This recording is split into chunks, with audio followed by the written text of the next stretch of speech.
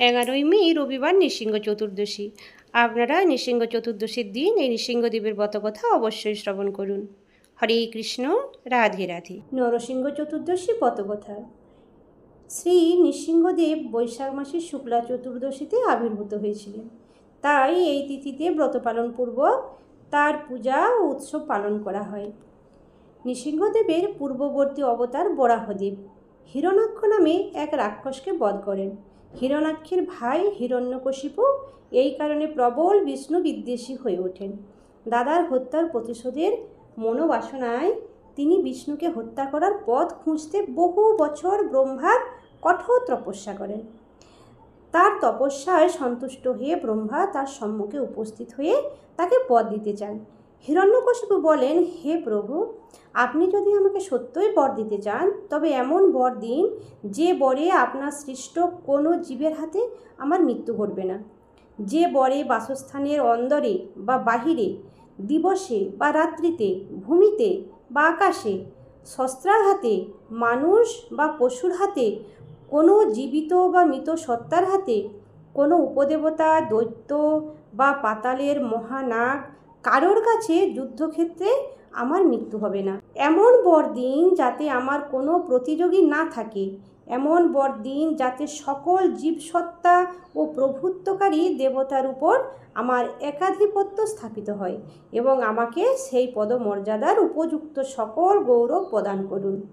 এছাড়া আমাকে তপস্যা ও যোগ সাধনার প্রাপ্ত সকল সিদ্ধই প্রদান করুন, যা কোনোদিনও আমাকে ত্যাগ করবে না। তখন ব্রহ্মা হিরণ্যকশিপুকে এই বর প্রদান করেছিলেন। হিরণ্যকশিপু যখন মন্দার পর্বতে তপস্যা করছিলেন তখন ইন্দ্র ও অন্যান্য দেবগণ তার প্রাসাদ আক্রমণ করে। দেবর্ষি নারদ হিরণ্যকশিপুর স্ত্রী কায়াদুকে রক্ষা করেন।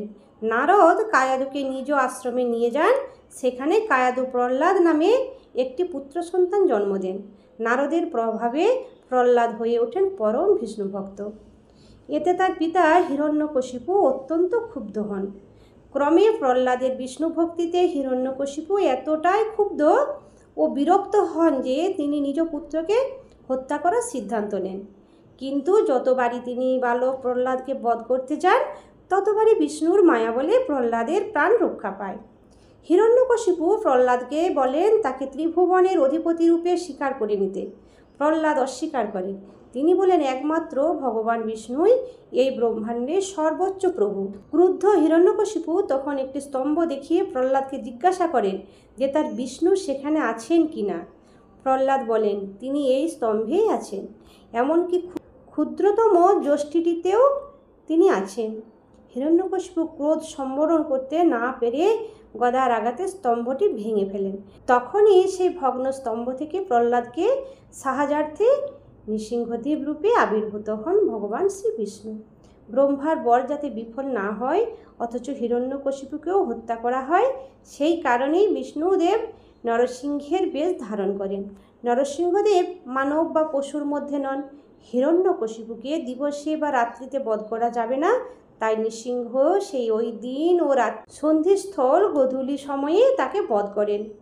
হিরণ্যকশিপু ভূমিতে বা আকাশে কোনো শস্ত্রাঘাতে বধ নন, তাই নৃসিংহদেব তাকে নিজ জঙ্ঘার উপর স্থাপন করে নখের আঘাতে হত্যা করেন।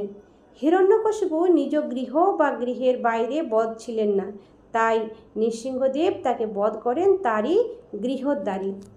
ভগবত পুরাণে বলা হয়েছে যে হিরণ্যকশিপুকে বধ করার পর সকল দেবতাই নৃসিংহদেবের ক্রোধ নিবারণে ব্যর্থ হন। নৃসিংহদেবকে শান্ত করতে শিব প্রথমে বীরভদ্রকে প্রেরণ করেন। বীরভদ্র ব্যর্থ হল, বিফল হন স্বয়ং শিব।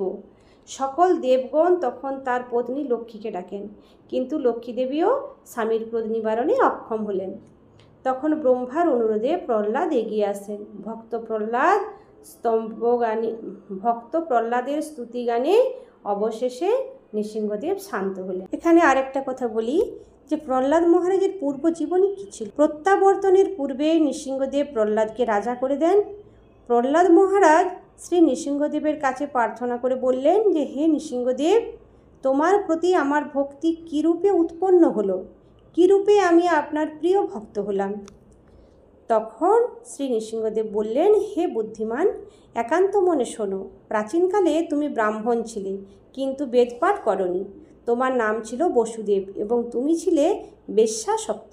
তোমার কোনো সুকর্ম ছিল না, কেবল একটি মাত্র আমার ব্রত করেছিলে। সেই ব্রত প্রভাবে তোমার এই রকম আমার প্রতি ভক্তি হয়েছে। প্রহ্লাদ বললেন যে, হে নৃসিংহদেব, আমি কার পুত্র ছিলাম এবং কি করতাম? বেশ্যাসক্ত অবস্থায় কিভাবে আপনার ব্রত পালন করলাম? দয়া করে আমাকে বলুন। তখন শ্রী নৃসিংহদেব বললেন, পুরাকালে অবন্তিপুরে এক বেদজ্ঞ ব্রাহ্মণ ছিল। তার নাম ছিল বসু শর্মা। ধর্মপরায়ণ ও বৈদিক ক্রিয়া অনুষ্ঠানে তৎপর ছিলেন তিনি, এবং তার স্ত্রী জগৎ প্রসিদ্ধা সুশীলা, পতিব্রতা, সদাচারিণী ছিলেন। তাদের 5 পুত্র ছিল। 4 জন ছিল সদাচারী, বিদ্বান, পিতৃভক্ত, কিন্তু কনিষ্ঠ পুত্রটি ছিল অসৎ আচারী, সর্বদা বেশ্যাসক্ত, সুরাপায়ী। সেই কনিষ্ঠ পুত্রটি ছিলে তুমি। নিত্য বেশ্যাগৃহেই তুমি বসবাস করতে, এবং বনের মধ্যে তুমি ও তোমার সেই বান্ধবী বেড়াতে গিয়েছিলে। তোমরা মনে করেছিলে দিনটা বেশ ভালোই কাটবে, কিন্তু তোমাদের নিজেদের মধ্যে চরিত্র বিষয়ে বিশেষ রকমের কলহ বেঁধে যায়। তোমাদের মধ্যে মনোমালিন্যের কারণে মৌনভাবে তোমরা আলাদাভাবে একটি স্থানে এসে বসেছিলে। সেখানে তুমি অতি পুরনো ধ্বংসাবশেষ গৃহ নিদর্শন স্বরূপ কিছু ইট পাথর দেখেছিলে। সেই নির্জন স্থানে আলাদাভাবে উপবেশন করে তোমরা 2 জন কাঁদছিলে আপন আপনভাবে। সারাদিন তোমরা অনাহারী ছিলে, এমনকি জল পর্যন্ত পান করনি। সারা রাতও তোমরা জেগেছিলে। ক্লান্ত শরীরে, দুঃখিত অন্তরে, মনোমালিন্যভাবে তুমি সেখানে শুয়ে পড়ে প্রার্থনা করছিলে যে, হে ভগবান, এই জগতের কত লোক সুন্দর, আমার মা বাবা কত সুন্দর ধর্মপ্রাণ, আমার ভাইয়েরাও কত সুন্দর, তারা নিষ্ঠাবান, চরিত্রবান, কিন্তু আমি অধঃপতিত, আমি মহা মন্দমতি, আমি চরিত্রহীন, পথের পাগলের চেয়েও অধম। হে ভগবান, ভালো লোকেরা তোমার শরণাগত, আমি মূর্খ, কারো শরণাগত নই, আমি অতি নিঃসঙ্গ, আমি বড় অসহায়। এই অবস্থায় তোমার কাছে প্রার্থনা করছি, আমাকে বিশুদ্ধ জীবন দান করো। এভাবে তুমি ক্রন্দন করেছিলে। আর তোমার বান্ধবী, সেও একান্ত মনে প্রার্থনা করছিল যে, হে ভগবান, আমি সমাজের মধ্যে সবচেয়ে জঘন্য স্তরের জীব। সভ্য সমাজ থেকে আমি বিক্ষিপ্ত ও বিচ্ছিন্ন। এই জগতে অনেক নিষ্ঠাবতী, সাধ্বী, সুন্দরী নারী রয়েছে। প্রতিদিনই কেবল পাপের বোঝা বাড়িয়েছি। নরক যাতনা কতই না এই পোড়া কপালে অপেক্ষা করছে। ভদ্র সমাজে কেউ কোনোদিনও আমার দিকে তাকাতেও চায় না। আমিও এই জগতের কোনো পথ খুঁজে পাই না। হে পরম করুণাময় ভগবান, যদি তোমার অহৈতুকী কৃপা দৃষ্টি আমার প্রতি থাকে, তবে দয়া করে আমার এই জীবনে পরিবর্তন করে দাও। এভাবে সে আকুল অন্তরে কাঁদতে লাগল। শ্রী নৃসিংহদেব বললেন, হে প্রহ্লাদ, সেই স্থানটি ছিল আমার প্রাচীন মন্দির। সেই দিনটি ছিল আবির্ভাবের দিন। তোমরা উপবাসী ছিলে, রাত্রি জাগরণ করছিলে, জীবনের কল্যাণ প্রার্থনা করছিলে। অর্থাৎ অজ্ঞাতসারেই তোমরা আমার পরম মঙ্গলময় চতুর্দশী পালন করছিলে। সেই ব্রত প্রভাবে তুমি এ জন্মে আমার প্রিয় ভক্তরূপে জন্মগ্রহণ করেছ, আর সেই বেশ্যাও স্বর্গলোকে অপ্সরা জীবন লাভ করে ত্রিভুবনে সুখচারিণী হয়েছে। হে প্রহ্লাদ, আমার ব্রতের প্রভাব শোনো। সৃষ্টিশক্তি লাভের জন্য ব্রহ্মা আমার এই চতুর্দশী ব্রত পালন করেছিলেন। ত্রিপুরাসুরকে বধের উদ্দেশ্যে মহাদেব এই ব্রত করেছিলেন। স্বর্গসুখ লাভের জন্যই দেবতারা আগের জন্মে আমার ব্রত করেছিলেন। বেশ্যা ও এই ব্রত প্রভাবে ত্রিলোকে সুখচারিণী হয়েছে। বৈশাখ মাসের শুক্লা চতুর্দশী তিথিতে যে সমস্ত মানুষ আমার এই ব্রতশ্রেষ্ঠ পালন করবে, 100 কোটি কল্পেও তাদের সংসারে পুনরাগমন নেই।